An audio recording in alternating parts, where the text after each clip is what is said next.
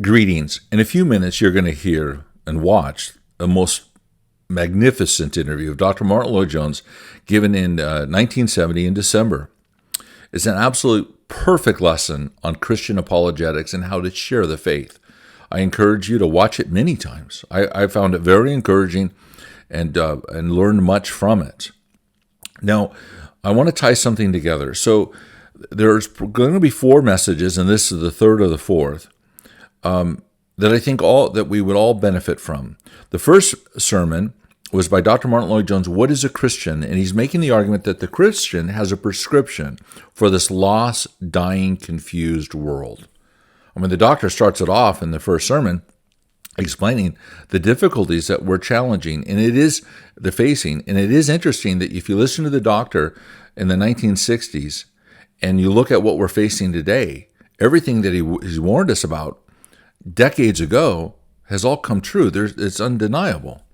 But he's making the argument that the Christian has a prescription, has a cure for this lost, dying, rebellious world, that we can speak to the Greek, to the barbarian, to the Jew, that we have something to say to all classes of people, this wonderful gospel message, that we have a cure, that we have an antidote, and we should be able to speak to all people. Second message is a very sobering message from Isaiah, speaking about the corresponding times that during the 1960s when the doctor preached that particular sermon, to the darkness that was being faced, spiritual darkness, where things have become perverse, things have become corrupt. What is good is called evil, what is evil is called good. It's a complete mess, right? And that's what we're facing today. So I share that message to explain, wow, the challenges that we face are really serious. It's really dark. And while it's new to us, it's not new to God. It's certainly, and you see it within the scriptures, obviously, but you see it throughout church history. William Williams, Hal Harris, Daniel Rowland, John Wesley, Charles Wesley, Lady Huntington, George Whitefield, many Anglican ministers, Griffin Jones, would all say the same thing before the great revivals of 1735. That began in 1735. It was the darkest hour. You couldn't exaggerate how spiritually dark it was. It was a no-hope situation, right? But then the most magnificent words in the Bible, but God. But now God has moved. And so maybe in our day, but I shared that message to say, wow, the challenges that we face are real, and they're heartbreaking, and they're difficult, which is why we need to trust in God more than ever, because He's given us a task, He's given us a commission, He's given us a prescription, He's given us a gospel, a Savior to proclaim. And so these aren't times to be weak-kneed. These are times to commit ourselves to study the Scriptures, read good biographies, theology, read sermons, read old hymnals. The task and the talents and the tasks that we have that are fused together, let us use them. Let us turn our concerns into action. I want to emphasize that. Turn your concerns into action. You're not being paranoid when we sit here and say, wow, these are dark times. And I would be very cautious about falling in all these rabbit holes, all these disagreements within the Christian church. There are legitimate debates to be had on the fundamental issues, like what is a Christian? What is the purpose of the church?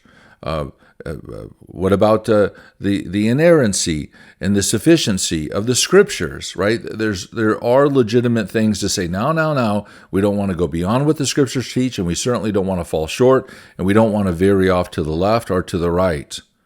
We don't want to fall into the trap of antinomianism as well as legalism.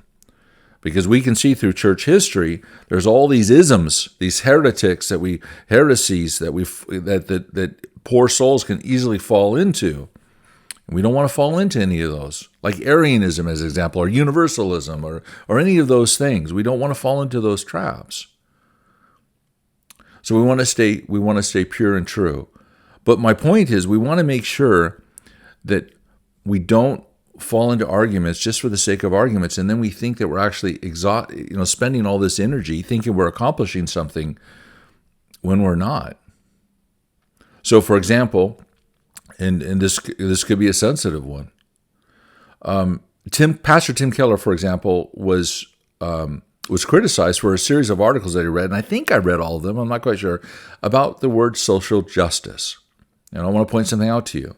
What I want to point out to you is words are under attack. So, there was a time when the word religion was a good word. People knew what you meant. True religion, you're born again, you're born from above. Or you could just say Christian, and people knew what you meant. But now you got to say, I'm a Bible-believing Christian. I'm an evangelical Bible-believing Christian. I'm a Reformed Bible-believing evangelical Christian. Okay? All right? So I'm a conservative, Reformed, evangelical Bible-believing Christian. Why do you have to do that? Why do we have to do it? Because words are under attack. Well, do we not see in the Bible that while it may be vastly different than what perhaps the liberal mind might be thinking, but do we not see that God is concerned about social justice? Absolutely. Oh, he's certainly concerned about the those that are outcasts, the poor, the migrant. He's absolutely concerned about social justice. And when Pastor Keller was asked, what do you mean by social justice? You know what example he gave? He gave the example of Dr. Martyn Lloyd-Jones giving up his great career as a medical profession to go be a poor minister in Aberfan-Wells. That's his example. So the point that I'm trying to make is people can get so stirred up, okay, thinking that somebody's saying something, like somehow they're becoming woke or they're becoming liberal or something of that nature, and you get so worked up, but why don't you just ask the person, what do you mean? And Pastor Keller was saying, hey, I think we're overlooking that God calls us to be just, to care for the outcast, that we're getting too caught up in ourselves. Well, Pastor Keller, can you give me an example of that? Sure. The doctor had a high-paying job. He gave it up to go serve the poor in Aberfan-Wells, perhaps never to be heard from ever again. So what I'm trying to say is, and I just use that as one example, is that you can get so caught up in arguing and say, oh, look at that bad Pastor Keller. Well, okay, if you feel that way, then go do something better then. Exceed what Pastor Keller did. Pastor Keller, I would argue, advanced the cause of Christ. Pastor Alistair Begg certainly has advanced the cause of Christ. And if you think you can do better, then go do better. Go save some souls. Help Christians come to assurance and salvation.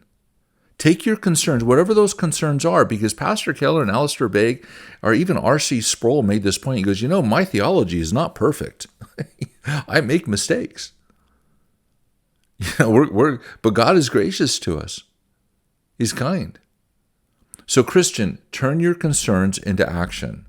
And now I'm going to give you a great interview that says, oh, wow, this is how I should communicate. Because if you'll notice, again, the doctor is firm. He's winsome. And if you watch this and then go, for example, listen to Pastor Tim Keller when he's doing question and answer sessions, he sounds a lot like the doctor. Now, those who knew Tim Keller personally, perhaps family members can speak to this, but it's just an observation that I have that Pastor Keller certainly admired Lloyd-Jones. And it's not going to shock me that he's following, again, Pastor Keller's personality is different, but his style, his winsome but yet firm, direct style, really kind of follows along the pattern of Lloyd-Jones. So let me ask you a question. Are you going to accuse Lloyd-Jones of being too winsome, too weak in the faith? I don't think so. I hope not, anyway. So, Christian, after being prepared and you thought through, my encouragement to you is not to be mechanical. Yes, there may be times you may say to people, you brood of vipers, who told you about the wrath of God to come. You may say very tough messages. You may be very tough. But you're probably saying you're doing something wrong if somehow it feeds your flesh. Oh, I really told them, I got them. Or my encouragement is see yourself as a Christian doctor.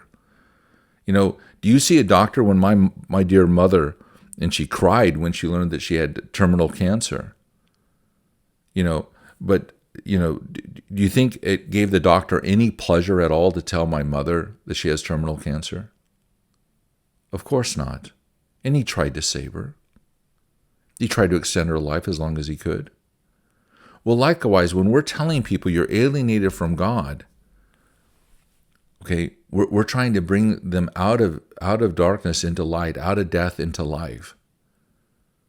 We're not, there should be nothing in our flesh that says, wow, I really feel good because I told that person.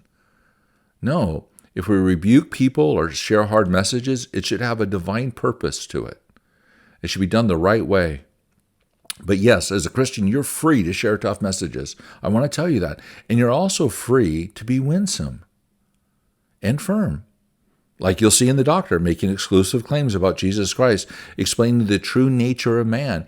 And you'll see that the person doing the interview, she is absolutely amazed because you can see it by her smile, because she asked the doctor some really tough questions and she's shocked by the answers.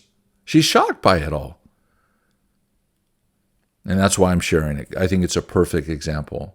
So, yes, we can be winsome. Like Jesus at the well was winsome with the woman. How many husbands did she have? She had 5, and the man she was living with, she wasn't married to. And then she goes off and told her townspeople, hey, come meet the man who told me everything about me. Jesus was winsome. Jesus, our Lord, was very tough at times and very winsome, very kind at times. But everything that he said was exactly what people needed to hear. So I'm at the 11-minute mark now. I'm gonna stop here, but I really want to emphasize. Oh wow, the first message is I have a prescription, I have a cure, I have a task that God has assigned me to. Okay, and the second is, man, these are really dark times, just like in Revelation where God brings judgment, and yet the people will not repent.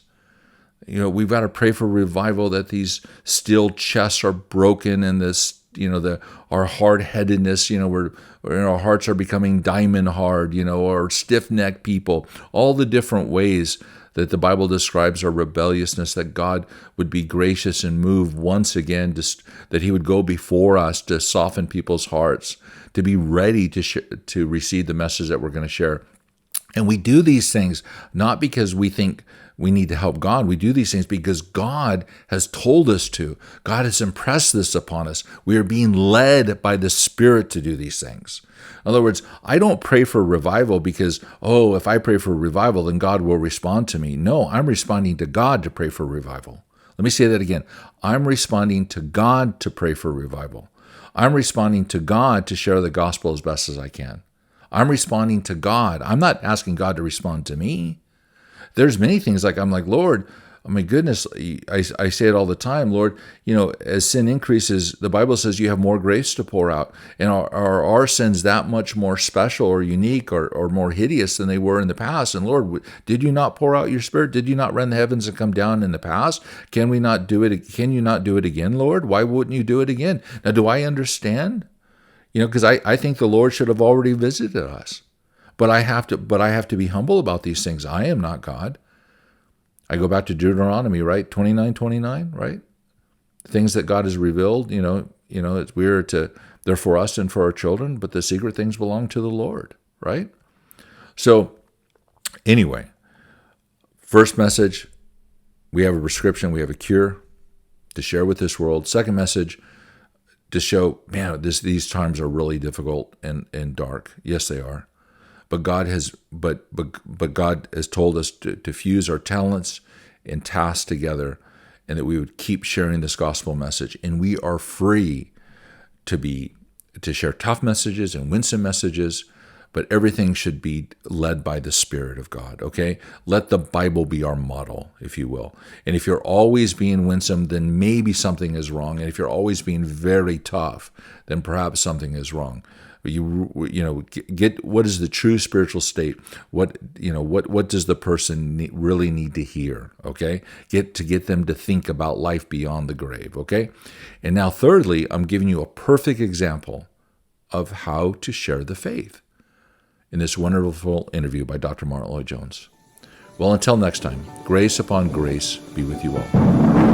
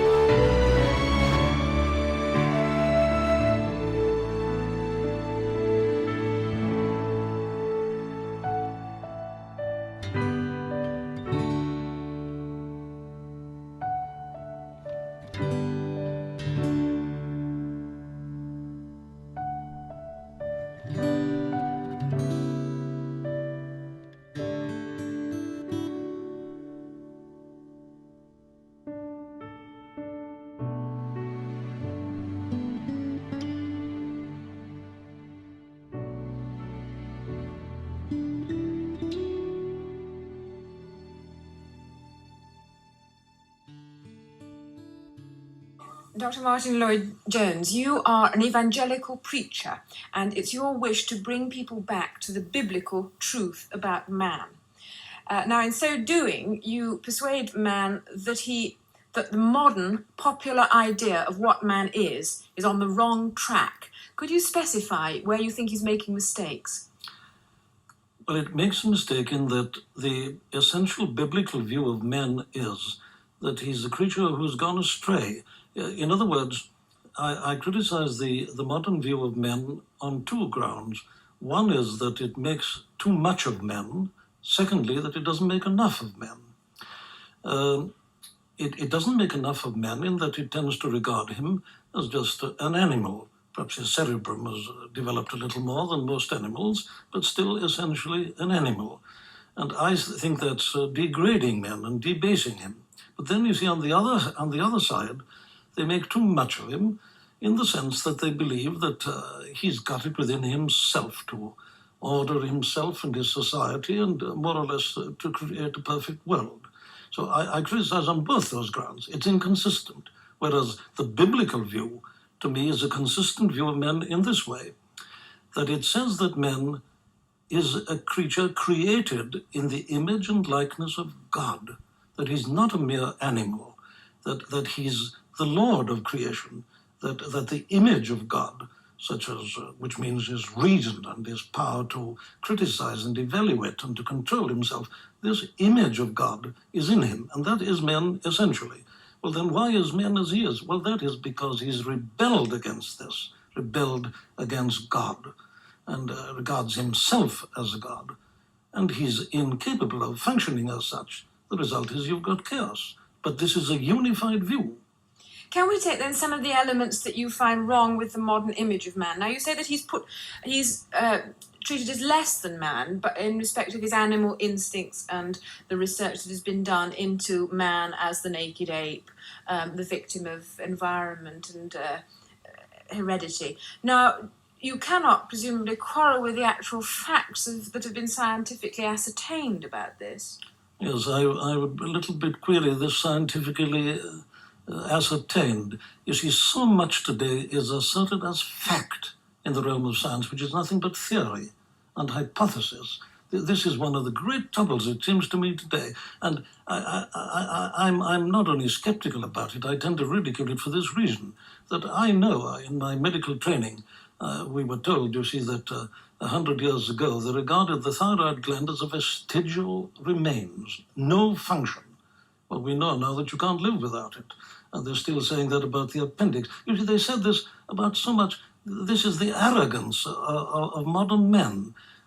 Because his knowledge is limited, he makes these wild assertions that can't be proved. All I'm prepared to agree with is this, that man today is behaving like an animal. But the question is, why? You say in one of your books that the very essence of the problem is in the nature of sin. And you also say that, in fact, sin has always been part of man's nature, but sin used to be ashamed of itself, whereas today sin excuses itself. Yes.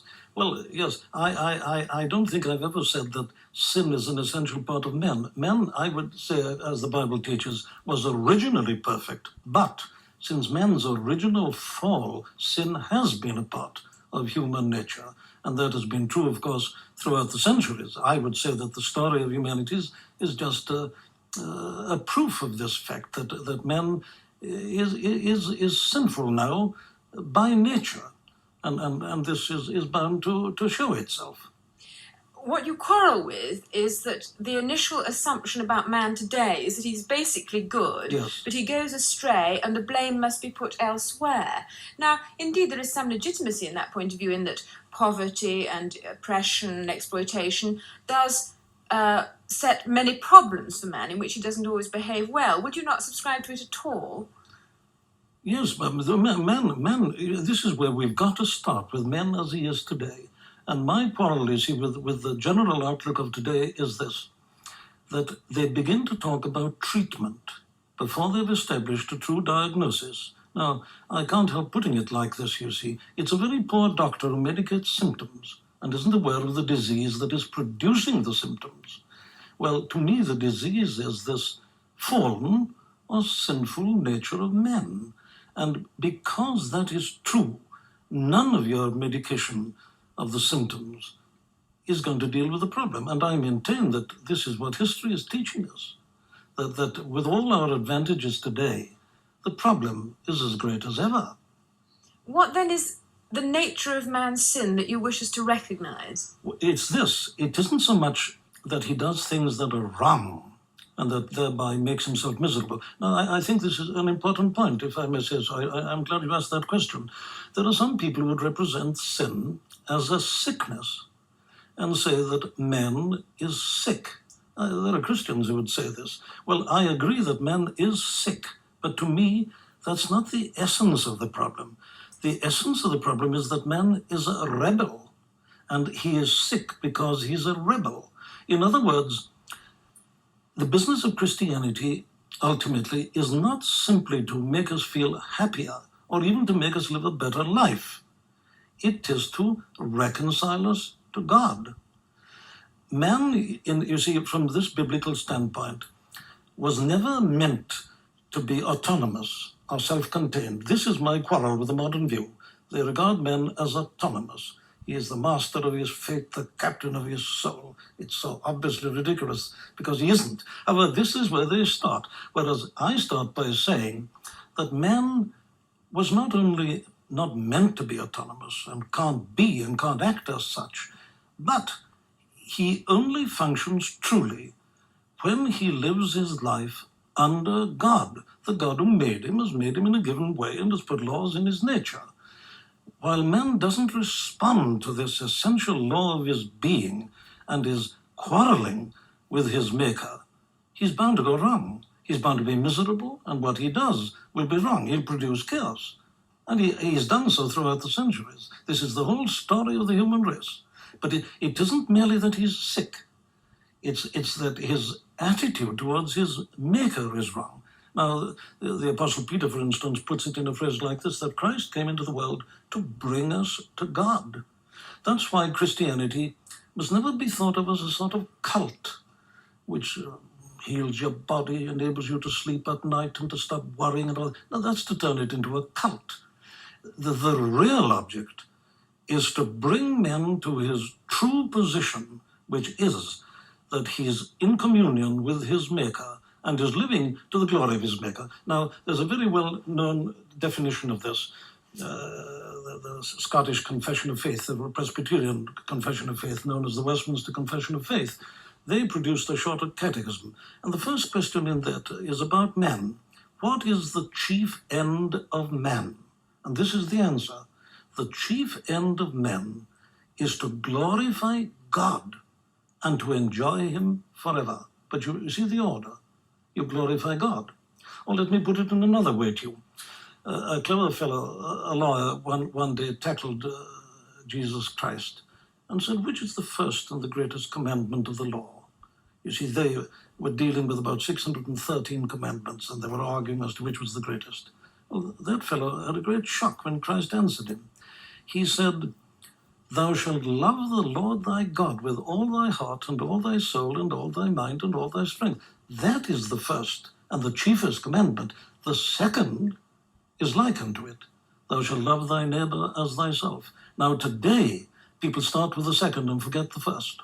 You know, this point of view is obviously held with great conviction by you, but I would have thought it brought you into conflict not only with people who don't subscribe to the Christian religion, but to many other Christians too. Well, of course it does. I'm sorry about this. This is something I deeply regret. But this isn't the first time, that minorities have been right. And in any case, we don't decide this kind of question by counting heads.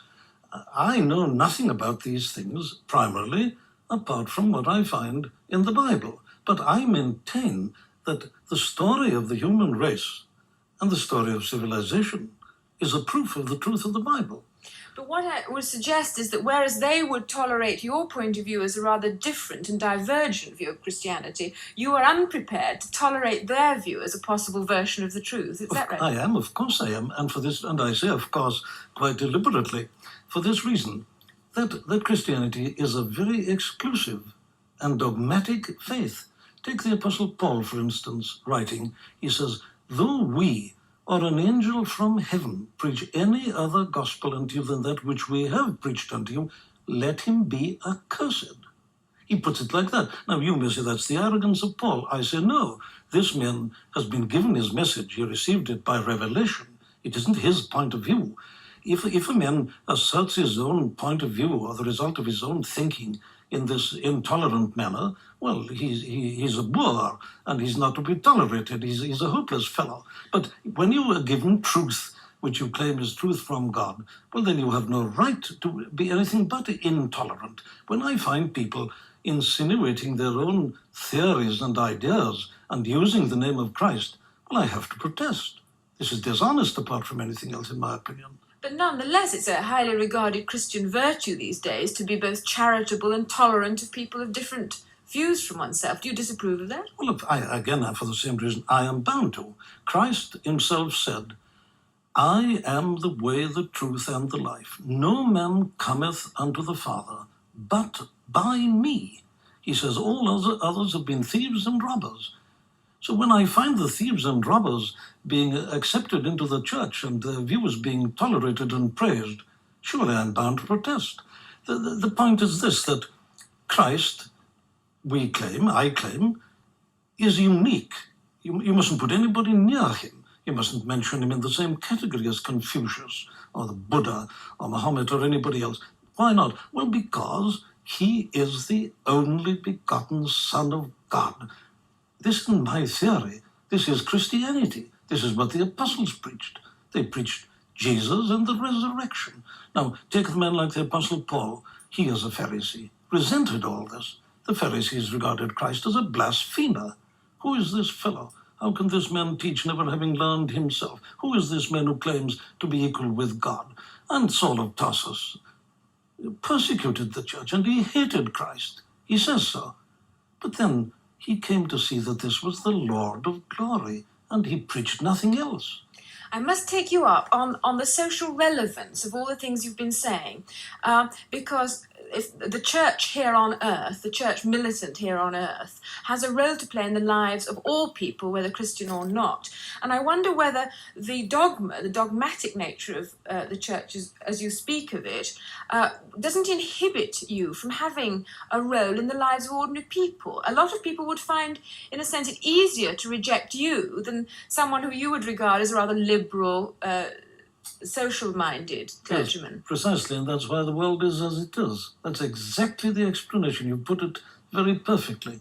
Now, I cannot accept the statement that the church is a social institution in your sense. A church, to me, consists of people who are truly Christian. Now then, you say, what is the relevance of this to the social conditions and the problems? Well, I would say that it is the business of individual Christians to play their part in society. And of course, historically, this is what is most interesting. The church has had her greatest influence upon society and social conditions when she's been most evangelical. Now, this isn't again my theory. I can establish this. I was in Scotland last week commemorating the 400th anniversary of the death of John Knox. You read the account of the conditions in Scotland before Knox, and he's always charged with intolerance and all the things you were saying, but that man changed the life of the whole of Scotland. He introduced an educational system, he changed it morally, politically, and in every respect. The Puritans did it in this country. Cromwell, don't forget, was an evangelical Christian. And then you come on to the 18th century, you have the Evangelical Awakening, and Whitefield and the Wesleys. That did more to improve social conditions in this country than all the dabbling of ecclesiastics in politics. You know, and yet it's often alleged against evangelicals that they promise salvation at the end of life and don't, in fact, apply themselves to the relieving of man's lot here on earth. Now, how concerned are you with man's lot here on earth? Well, I'm very concerned, and I've always criticized that particular representation of evangelicalism. To me, it wasn't biblical. You see, the biblical view of man is that he's to function in society. For instance, Paul's teaching is that the powers that be are ordained of God, that magistrates and all are ordained by God. That God, you see, there are two elements in my position. Man fundamentally needs this gospel which can renew him and renovate him and make a new man of him. But in the meantime, he's a believer in law and order, because sin must be held within bounds. If you don't have magistrates and punishment and so on, well, you'll get chaos, and I think we're witnessing a good deal of it at the present time. But this is a part of the whole Christian position, and Christian people in the past have played their part in politics and in various other aspects of Christian life. Unfortunately, in the last 100 years or so, I agree they have been somewhat guilty of the charge that you bring against them. But a number of us, and by now I think that's more or less gone.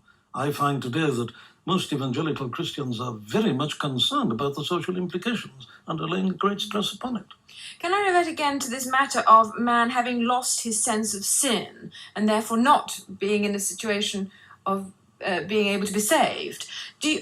I would say a great many people now feel that matters of sin are less than their immediate concern. And that being so, do you see much possibility of your point of view prevailing? Well, I not only see the possibility, I actually see it happening. I find people are turning back to this. I'm traveling about the country a great deal now. I was telling you, I was in Scotland last week. I was in Glasgow on Wednesday night and preached to 2,100 people. Now, it seems to me that something's happening. I find politicians find it very difficult to get 50 people to listen to them. In other words, I believe people are beginning to realize the utter bankruptcy of most of what's been offered them, and are turning, perhaps vaguely and even wistfully, back in the direction of this great authoritative message of the New Testament, which I maintain is only represented by the evangelical standpoint. And we've got to bring them to an awareness of this. Of course they're ignorant, but that's the business of preaching. But isn't this need for an authoritative line, whatever it might be, in conflict with the other trend in man's development, which is for self-expression, fulfillment, self-realization, which you actually disapprove of? Well, yes, of course I do, because man as he is, you see, the more he expresses himself, the worse things become. You see, if each man is autonomous and is to express himself or herself, you're bound to get conflict, aren't you? If each one of us is a god, and I do what I think is right, well, you think differently, well, there's a clash immediately, and you get chaos.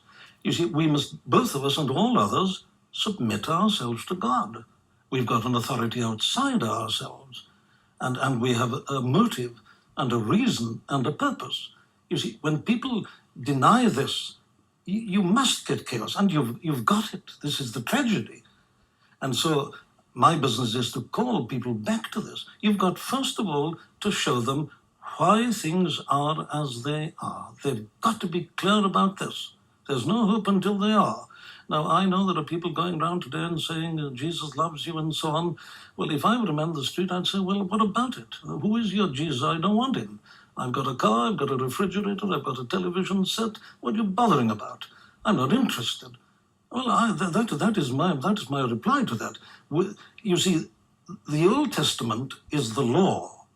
And as Paul puts it, the law was our schoolmaster to bring us to Christ, to show us our need. Now, when people confront the Ten Commandments, there they see their failure. And it's only when they realize this truly, they'll see their failure, and it's only people who see their failure who are ready to listen to the offer of salvation. Dr. Martyn Lloyd-Jones, thank you very much.